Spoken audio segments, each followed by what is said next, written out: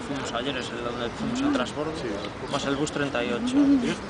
Parque Leonardo, que es estación de Termini, más un tren que hay ya directo al... Nada. Un comentario.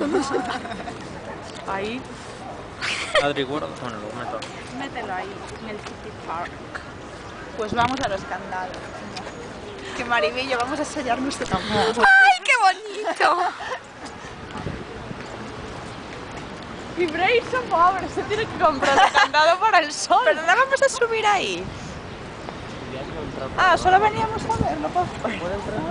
¿Cuál es la Piazza Adriana? Yo creo que por ahí, ¿no? Que No, la Piazza Adriana es eso todo. Mira, Castel di Angelo es aquí, la Piazza Adriana es todo. Ah, pero las plazas son cosas redondas. No Es son todo, planos. es todo, Adriana. Ah, la plaza es lo que... Sí. Estamos dentro de Piazza Adriana. Ah, y no tiene un cartel. Pero vamos a hacernos unas fotos Vale. por ahí.